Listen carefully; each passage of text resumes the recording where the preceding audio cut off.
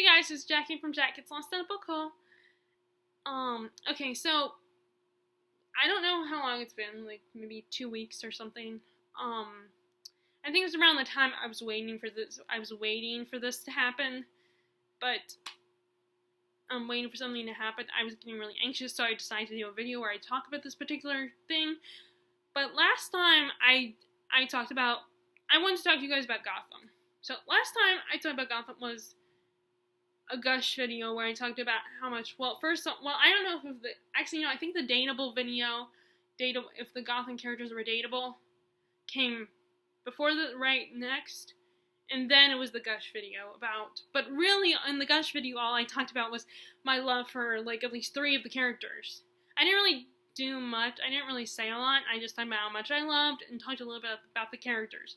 So I thought I would do an actual more thorough review, although that's probably not going to be, it might be a little bit better, but it's probably not going to be great because I'm not good at reviewing things, even though I was kind of a reviewer of books for a local magazine. Unfortunately, that the woman who ran the magazine, she had to stop running it and she lost the magazine, which is really sad, but at least now I have that under my belt and I could, someone could call her if they need a reference about the kind of writer I am. So I thought I would do kind of a review on the show a little bit the past 4 seasons, which I'm hoping we get a 5th season, but I don't know because one of the writers said something that I think would piss off a lot of fans. So I'm worried that that's gonna lower the ratings of viewership, but hopefully not, and hopefully it's enough. Because, the people at Fox said that the show deserves a space on the lineup. It's just they can't have it on Thursday anymore, which, in a way, for me, that's good, because I watch Supernatural on Thursday, and I've neglected Supernatural lately. I've actually neglected quite a bit of shows, like Supernatural and Shadowhunters. And I feel like, even though I'm kind of losing interest in Shadowhunters, I feel like I kind of need to stick with it because I still like Cassandra Clare's books. I still kind of like her Shadowhunter world. It's just not my number 1 anymore. And also, I did create a group based on the show when the show came out. So I feel kind of obvious. I guess it's kind of like with my friend. I have a friend on Facebook, Nicole, who she has issues with Once Upon a Time, like most of us do. And she runs her own group, so she still runs them because just that obligation. But, anyway, so let's talk about Gotham.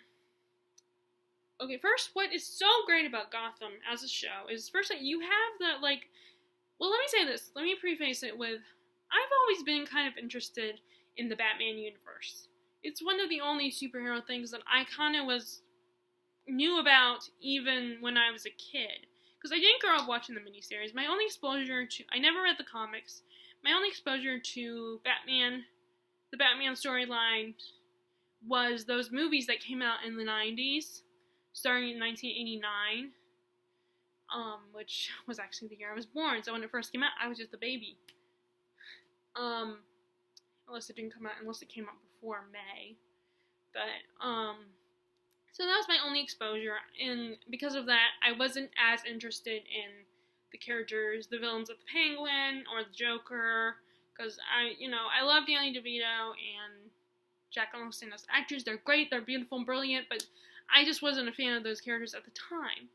In fact, my favorite of those 4 movies was Batman Forever, which ironically, first off, it's because of Jim Carrey's performance as the Riddler, but like I said, ironically, a lot of hardcore fans that grew up reading the comics did not like Jim Carrey's interpretation of the Riddler. Which, it's funny, that's why I was kind of intrigued by the character anyway. But, and let's face it had to do with Jim Carrey. I'm a big fan of Jim Carrey and his acting. And maybe if I read the comics, I wouldn't have liked it as much. But I do get a little defensive, like when my friend points out that it's not very good, and that, the movies don't stick to the characters' personas and stuff, I get a little protective and defensive. I will admit that. But again, as I've said repeatedly, I did not grow up with the comics, so I wasn't familiar. But what's great about Gotham is it really, first, a lot of fans are very pleased at how accurate the show really is to the original backstory. I mean, there's differences, of course, because you can't make something you can't have it be a carbon copy of the comic storylines. You have to make it different, or else it's going to be boring. I mean, I know a lot of fans are like, they get all mad and pitch history fit because it's not like the comics, because there are some that aren't entirely happy with it. And I'm thinking, well, okay, so you basically want it to be the same exact story as the comics, a story that you already know? Well then, basically, why don't you go read the comic books then? So, Gotham but it definitely introduces me more to it, explains more, and thankfully my friend Terry and other people have justified that it is very accurate to the original characters and their personalities and the background of them, but there are differences, like I said. Now, Gotham, the story of Gotham, if you have not gotten to the show yet, but you are a fan of the Batman storyline, Gotham is essentially the origin story of Batman and his villain, in the villains he has to face. We have an origin story of Jim Gordon, Lucius Fox, and Alfred. So it's basically the origin story of all the characters, with differences from the comics.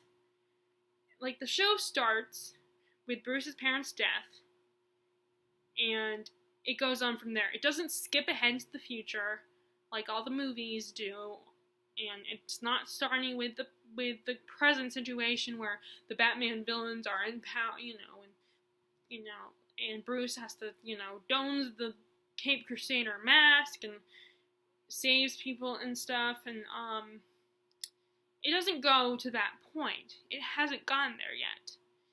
It's all about Bruce's training to slowly become this Cape Crusader, and how the villains become the villains that they are in the graphic novel storylines. You have Penguin, you have Riddler, you have Scarecrow, you have Mad Hatter, we just met Solomon Grundy this season. You have Mr. Freeze, you have Catwoman, and we even have the Batcat storyline in there, like Selena and Bruce. They're constantly a little flirting, and Selena being all like, flirting with him, but at the same time, like, being like, I have no interest in you in that capacity, and just, like, dangling the bait for Bruce. And then you also, you kind of have the Joker, but you kind of don't. Because they are deciding to do their approach to the Joker is because this character is so valuable and such a gem. They are like, the Warner Brothers company is like, you cannot use this character. You can have a character like this character, but you can't use this specific character. So, like, we have a character, starting with season 1, who is a lot like the Joker and has a lot of the Joker's facets. And then, as of the present, we have a character that's the same thing, played by the same actor.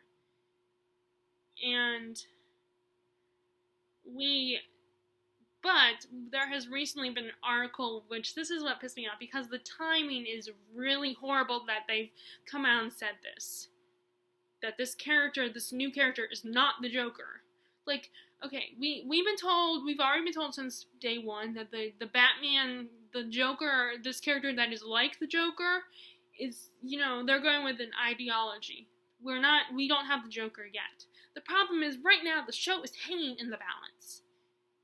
So this is one of the criticisms I have, is the show is hanging in the balance. We don't know if we're going to get a season 5, but, I mean, of course, like I said earlier in the video, Fox, says that the show deserves to be on the lineup. But this might affect the ratings because the character is so popular. Everyone loves this character. And everyone loves these two versions of the character. These two iterations. And they're thinking that this is the Joker. But then, all of a sudden, it's like they pulled the rug right out from under us again. And have said, psych, this really isn't the Joker.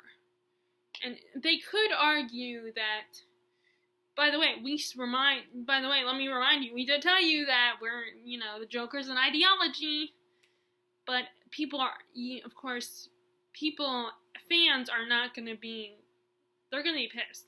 It won't matter what they've already said, which is that it's an ideology. Fans are going to be mad.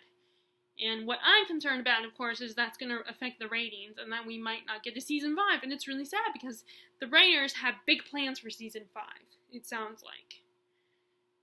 So, but other than that, I mean, that's a pretty big thing. But other than that, the show is great. The show is brilliant. But like any show, there are things like that, what I just talked about. And another criticism that I have for them is that they kind of took a big risk with the Ivy storyline, with the Poison Ivy storyline. Because when we first meet her in season 1, she's a little girl. Her dad's a bit of a criminal kind of guy, a thug.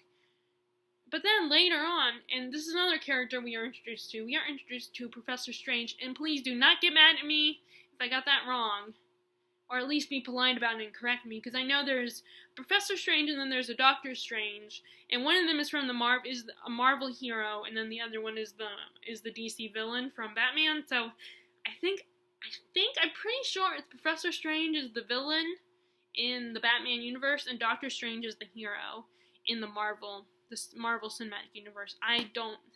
But if I'm wrong, please correct me, but in a polite way. Please do not be rude and get mad at me, because it is an honest mistake, okay? I did not read the comics, okay? So I think it's a very honest mistake, and don't bitch at me if I get wrong, because believe it or not, there are people that will make that mistake.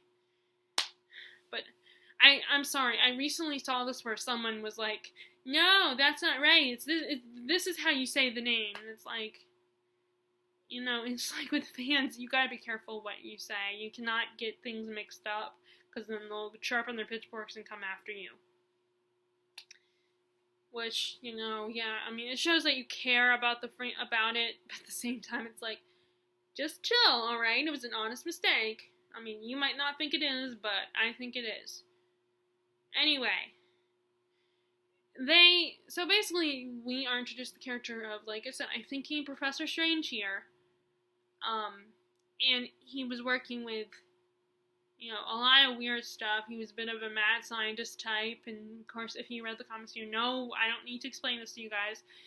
And he was experimenting with all these characters, and so he creates all these monsters and whatnot, and they get released. And one of them, I don't know, I can't remember. I would need to rewatch season 1 through 3 to refresh my memory of things, because I remember the basic stuff, but I don't remember a lot of the details. Because he touches the character, I don't know what the character can do, like alter your cells or something, or change, or make you grow, or something like that. But he touches, it makes you age, I think. The monster can make you age, had the ability to alter your cells and make you age faster. So he somehow touched Ivy, and she fell into some water, into a sewer system, and then she ends up growing up a little too fast and becomes an adult early on. And then they just changed her again recently. Where in the episode, the first time she ages up, she's this very bubbly character, bit of an airhead, and she's taken advantage a lot and bossed around and bullied, and she gets so fed up with it, and then she ends up wanting to be more powerful, so she takes all these chemicals and puts it in her system, and it alters her again, and she grows up, and we have a new actress. And that's one of the things that really upset people, is like, they were mad because, once again, they changed her. And I defended them and everything, but then at the same time, I get why people were mad about it. I definitely understand. And, there are other criticisms, I don't know, but I know that there are other reasons why people are not always 100% happy, because the show, but like I said, why would you want it to be an exact carbon copy of the comic books? You know that story by heart, practically. So why would you want to watch it on TV? Unless it's a movie. In a movie, okay, with a movie you can almost get away with that, making it a carbon copy. not exact carbon copy, but close enough. With a TV show, you have to make 22 episodes. I mean, unless there are some shows that will go like the 10 episodes arc, but most, especially a lot of American shows, you have 22 episodes, so you have to drag out the plot for 22 episodes. And you also, the goal is to have as many seasons as you can get. So again, every season you gotta have 22 episodes. I mean, not all shows are 22 episodes, like I said, but most shows, most American shows, go through the 22, sometimes 23 episode arc. So you have to drag it out for that many episodes. But anyway, so yeah, there are some criticisms, but it's not a perfect show. And not everybody is 100% happy with it. One of the things I love about this show, one of my favorite things, is the acting. I mean, besides the great, brilliant writing, you can have great writing, but half of the formula is the acting. You have to have good actors that can pull off those lines. And the acting is so amazing. First of all, the two kids, because this is young Bruce, teenage Bruce, and you have teenage Selena Kyle. And it's just so, like, these kids are so young. They're younger than me. Even though I don't look it, I mean, they're only, like, teenagers. And it's so amazing. Especially, like, the young girl who plays Selena Kyle, Cameron. Because there's, Cameron, Selena Kyle, and then Cameron is the one who plays the Joker character. Like I said, we'll get even more into that in his performance. But she is so, like, she's this young girl that is, like, a teenager. And she seems so mature and so much like an adult. I mean, even watching her in interviews and stuff, she's so composed. And it's just the acting in that, because they are dealing with some tough things, some tough emotions they have to portray. And I definitely feel like a lot of kids' acting is definitely improved over the years. And the kid actors have gotten better. Like, I felt like before, and maybe that's because I watch channels like Nickelodeon, Disney Channel, so the acting is really cheesy, but yeah, I'm definitely more impressed, and it is probably more that now I'm watching adult things. I mean, but these characters, like Bruce and Selena, go through so much bullshit and so much crap, and these kids they're teenagers, and their acting is so on point. It's so perfect, and I would love to meet these. The weird thing about it is that I am older than them, and I'm thinking, you could be my sibling. You could be my younger sibling, so it'll be just weird to talk to them. But at the same time, I almost do want to meet them as well. Of course, there are, like, the actor who plays Cameron is actually younger than me, too. I just figured that out, because actors that look like they're in my age range, I like to look up how old they are compared to me, because I think it's so impressive, especially if they're younger. Hence why I keep talking about, David, I can't say his last name, David and Cameron. They're so much younger than me. They do such a great job, and they go through a lot of crap in the show. And, I feel so bad for Bruce in this show, and how much he has to deal with, especially now in the present season.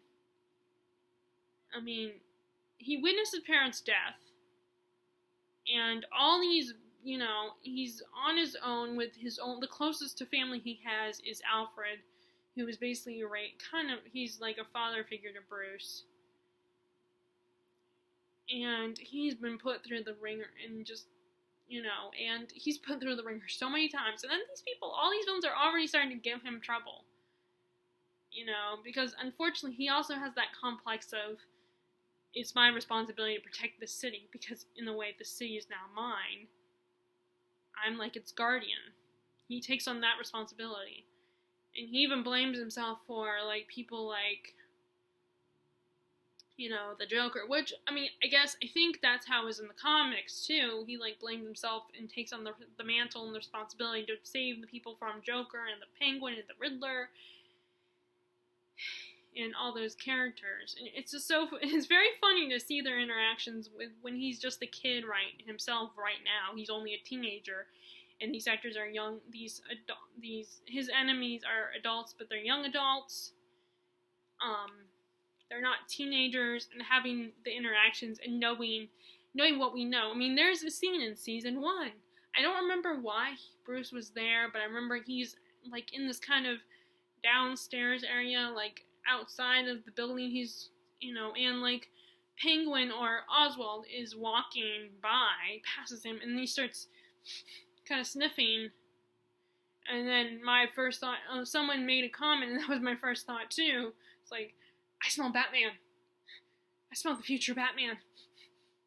You know, and it's just very funny seeing these characters, his future enemies, interacting with him as a kid, knowing what the future holds for these characters, that these people will be driving Batman crazy enough to deal with them when they're adults.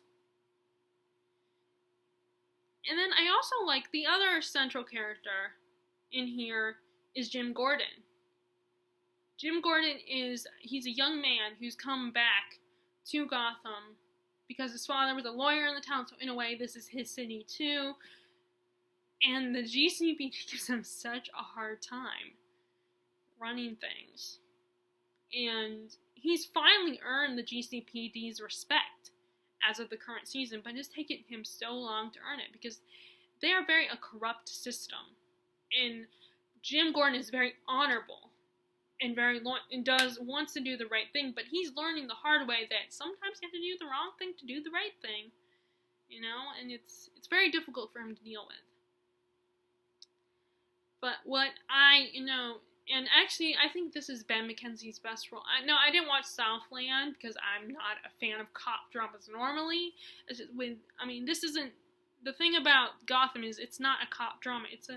It's a larger than life story with superheroes. With, you know, there's the traditional methods of cop drama, the traditional storytelling techniques of cop dramas, but the criminals aren't your regular psychopaths. And we're also, you know, it's the story of a vigilante, and there's romance in it, which that's what I love. What I love about the story is the villains. I mean, and most people probably that's why they love the Batman story, because the villains are so unique and so different, you know, and they're very psychotic, which, yeah, a lot of villains you could argue are psychotic, because, you know, but these guys take it to a whole new level. They have very unique ways of killing people, and a lot of them are very snappy dressers. Like my three favorite that I mentioned in that Gush video are very snazzy dressers. And they have very expensive taste in clothes. And I'm sure most of that money that they use to buy their wardrobes is money stolen. And they also and like I said, they have very creative ways to, these glasses are driving me, I like glasses, but then at the same time, I've been wanting to try wearing glasses, I thought, because they look kind of cool in a way, which I know it's weird. I'm weird. But this part is driving me crazy, and it was easier for me to ignore last night when I was at work. But right now I'm just sitting here talking to you guys on here, so it's harder for me to ignore them. But yeah, I love the development. So that's one of the things I love about the show, is the development of the characters. Each of the characters. And like I said, we get a backstory, not just a Bruce and Jim. We also get Alfred and Lucius Fox a little bit. We get their backstory. And then we get the villain's backstory. But what it's doing is adding on to what we already know. Because, of course, in the comics, I believe there is stuff we already know about these characters. We have a little background on why they became the villains that they are. like that something happened to them that damaged them upstairs, and now they're just, or to make them angry and hate the world. But what the show does is it adds on to that. It definitely adds on to the character's backstory. Like, we learn that the Penguin in this show, first of all, we learn how he got the limp. And we learn his motivations and why his ambitions and what his goals are. And, like, he started out as a lackey for an original character that the show introduces, Fish Mooney, played by Jada Pinkett Smith, who was such a great character. I'm sad that she died. You know, that the character got killed off. That was very heartbreaking, but it's okay. At the end of the day, and plus those characters like her are easy to kill off because they were their creation, not the creation from the comic books. So it's like, you can kill off a character like that, like Fish Mooney, and it's not the end of the world, and people aren't going to attack you and stuff. I mean, people might be mad or heartbroken over her death, but they can get away with it a little bit more easily than killing someone like the Penguin or the Joker, for instance. Because fans wouldn't be happy, and it's like, no, you can't kill off those characters. Not just because fans won't be happy, but they're comic book legends, and they don't die in the comic books. It's basically taking too big of a risk to kill off those characters. So here's the thing about the Joker. First, before I get into that, let me get back to, so he starts as a lackey for Fish Mooney, Penguin does, and then we have the Riddler. He's just Enigma, and he's a guy who tries way too hard.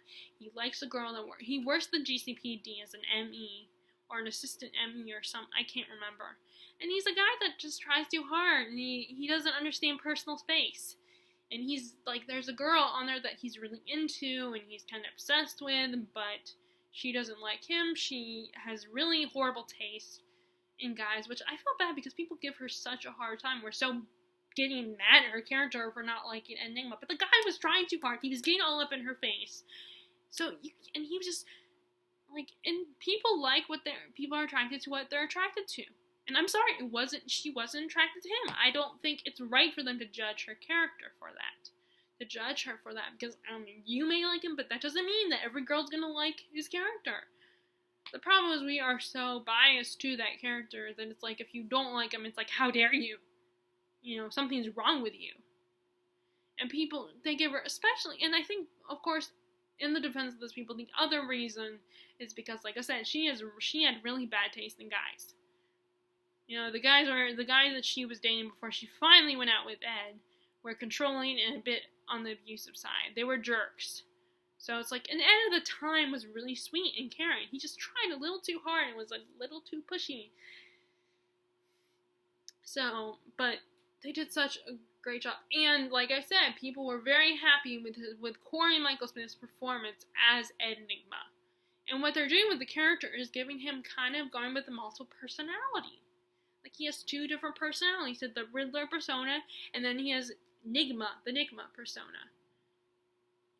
Which I think is really interesting. I always had a thing for multiple personality characters. People that have multiple personalities. I've always been intrigued by that disorder. I always found it really fascinating. I think it's perfect for the character. Because this, if you know the Batman, this show, the Batman storyline deals with a lot of, you could argue a lot of these villains have some kind of disorder, mental disorder. They have mental health problems. But the thing about the show is they can't really focus on that and really analyze it and go in depth about that, because that's not what the show is about. It just makes for interesting villains, and most of the time, people refer to these villains as crazy. Just crazy people, because they don't have time to be like, okay, let's study this person, find out why they are this way. Why are they so crazy? What is the root of their problem? And what happened to them? Why are they this way? Oh, maybe we can help them, They don't really have time for that. But it still kind of looks at mental health in a way, to an extent, which is, it's definitely interesting seeing all these villains are like this. Um,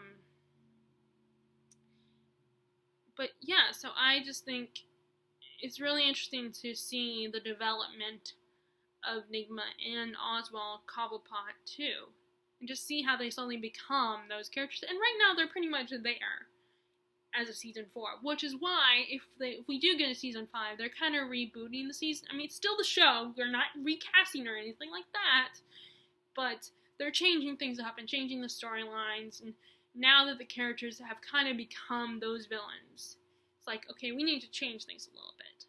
We need to update things. Now, here's the problem with, and here's the Joker fiasco, as I like to call it. Like I said, the writers have recently come out and said, which they shouldn't have, that the current character that we think is the Joker is no. Psych, he's not the Joker.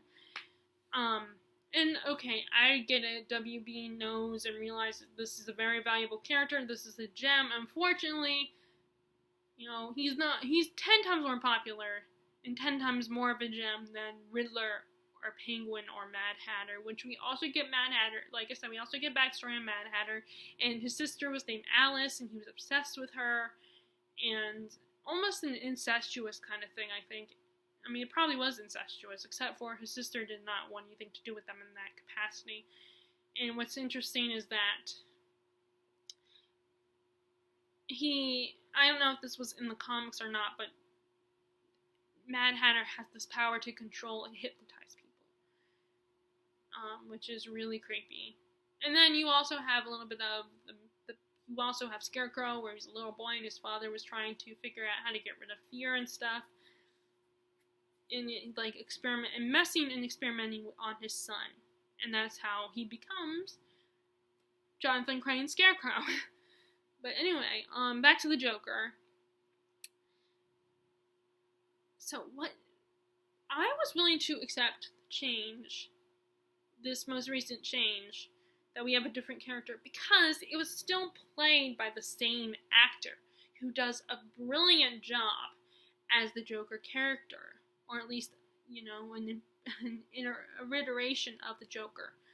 He has the laugh down packed, he has the personality down packed, he's so good. And I think the reason why the characters, first of all, Warner Brothers wouldn't let them, and I think the reason why is they were also afraid of how it wouldn't do well, because, they're making the Joker origin story movie, and we also, that's going to be that's going to be a scary movie.